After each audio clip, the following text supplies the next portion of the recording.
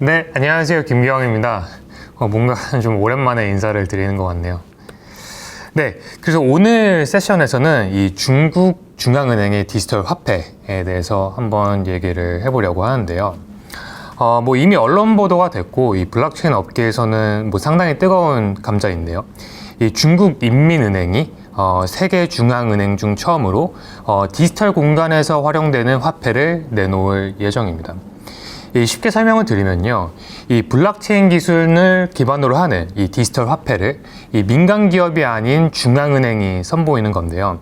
이 중국이 이런 움직임을 보이기 시작하면서 일각에서는 이런 얘기를 하시죠. 중국이 이 달러 중심의 국제 금융 질서를 재편하려고 하는 거 아니냐라는 분석들이 쏟아져 나오고 있는데요. 이 중국이 발행하려고 하는 이 디지털 화폐에 대해서 조금 더 구체적으로 설명을 드리면요.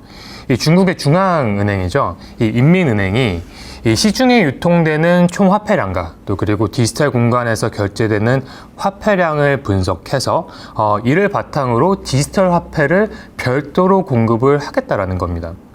그리고 흐름도를 한번 이렇게 보시면요.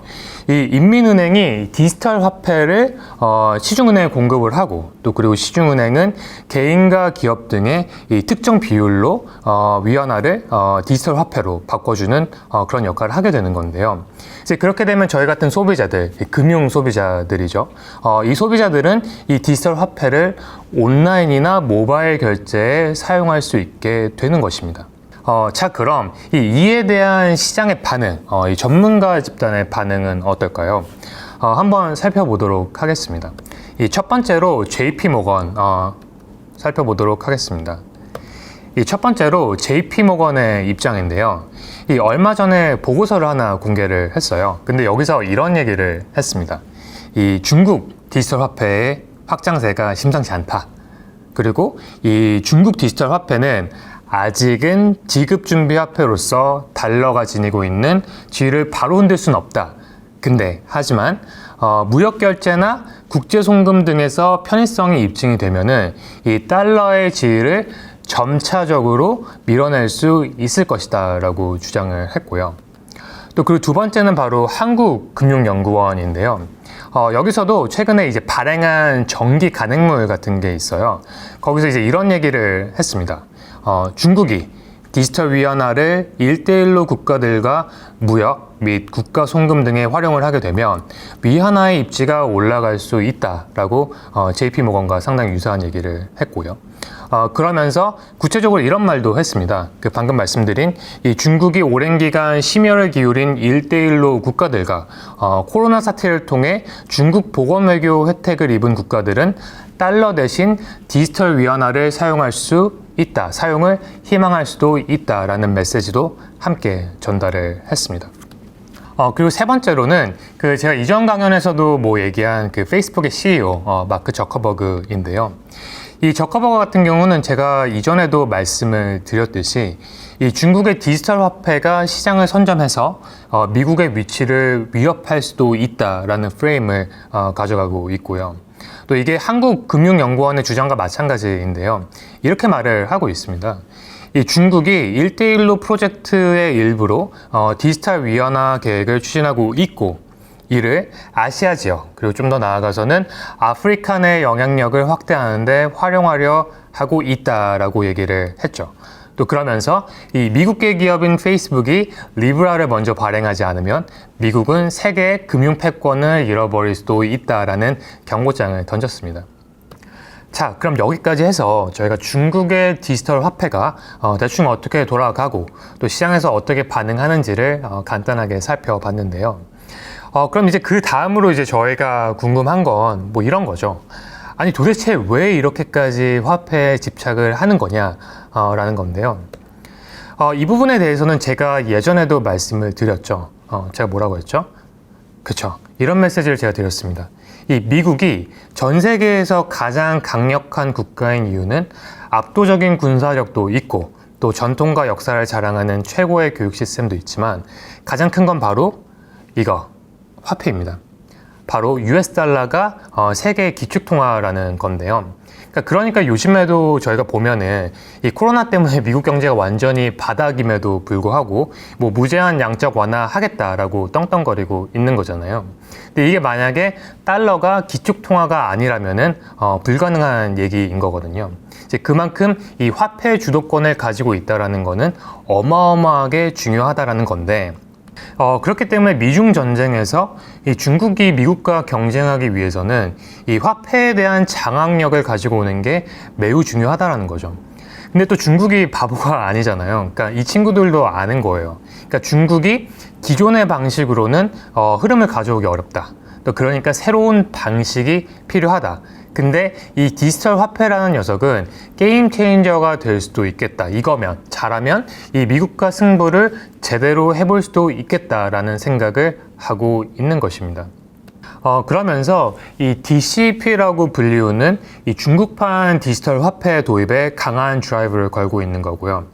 그러면서 시진핑 주석이 2019년 하반기에 이 블록체인 산업의 혁신과 발전을 가속화해야 한다라고 공식적으로 얘기를 하게 된 것입니다.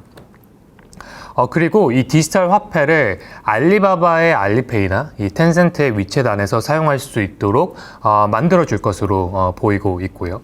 또 더불어서 이 디지털 위안화 사용을 위한 별도의 모바일 앱도 만들고 또 그 앱을 통해서 자유롭게 결제하고 또 송금까지 할 수 있는 서비스도 포함할 예정인 것으로 파악이 되고 있습니다. 자, 그럼 여기까지는 저희가 잘 알겠고, 그 다음으로 또 저희가 생각을 해봐야 되는 건 이 중국 디지털 화폐의 확장 전략이 정확하게 뭐냐라는 것인데요. 뭐 제가 봤을 때는 답이 상당히 명확해 보입니다.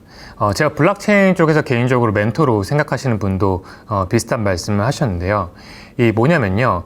이 빅픽처를 봤을 때, 큰 그림으로 봤을 때 결국에는 동남아시아랑 아프리카를 먹겠다라는 겁니다. 이 미국이나 유럽권 같은 경우에는 이런 디지털 화폐에 대한 수요가 뭐 좀 당연히 적겠지만 이 중국에 대한 경제 의존도가 매우 높은 뭐 동남아시아나 혹은 이제 1대1로 프로젝트를 통해 집중 공략을 하고 있는 이 아프리카와 같은 곳들은 이런 디지털 위안화에 대한 니즈가 상당히 큰 편이거든요. 또 그리고 이 동남아나 아프리카가 아직은 좀 경제 수준이 낮은 편이지만 이 이전 강연에서도 말씀드렸듯이 잠재력은 굉장히 크다라고 보시면 될 것 같고요. 또 그리고 만약에 중국이 이런 디지털 위안화를 통해서 이런 시장들의 화폐 주도권을 가져올 수 있다라고 하면은 나름의 게임 체인저가 될 수 있다. 뭐 물론 쉽지는 않겠지만 이 달러 대 위안화라는 경쟁 구도를 어느 정도는 만들어 볼 수 있지 않을까라는 생각을 하게 되는 것입니다. 또 그리고 만약에 이런 구조가 잡히기 시작을 한다면요, 이 미국도 디지털 화폐에 대한 드라이브를 경쟁적으로 걸지 않을 수가 없게 되는 거거든요. 또 그렇다면 이게 몇십 년 동안 유지되어 온 이 화폐 경제 구조가 이 디지털 화폐라는 녀석으로 인해서 큰 균열이 생기기 시작될 수 있다는 거고요. 또 만약에 그렇게 된다라고 하면은 이 균열 속에서 이 디지털 화폐와 관련된 기술들이 폭발적으로 성장할 것이다라고 예상을 할 수 있을 것 같고요. 특히 이 대부분의 디지털 화폐들의 기반 기술 역할을 하고 있는 블록체인이 새로운 금융시장의 핵심 기술로 부상할 확률이 상당히 높지 않을까라고 예상을 해볼 수 있을 것 같습니다. 근데 이게 이 주제가 이 한 세션에서 다 말씀드리기에는 너무 좀 큰 주제인 것 같고요.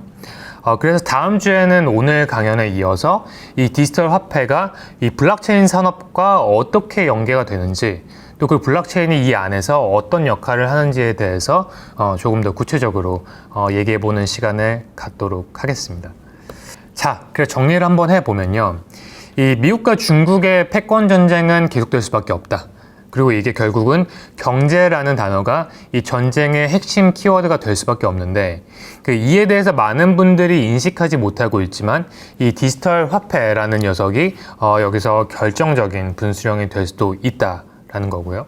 또 그리고 미국의 달러와 중국의 디지털 위안화가 어느 정도 경쟁 구조를 가져갈 수 있게 된다면 이 블록체인과 같은 기술들이 폭발적으로 성장할 수 있는 계기가 될 수도 있다 라는 말씀을 끝으로 드리면서 오늘 세션은 여기서 마무리하도록 하겠습니다. 김기영의 스타트업과 디지털 기술 트렌드의 김기영이었습니다. 감사합니다. 다음 주에 뵐게요.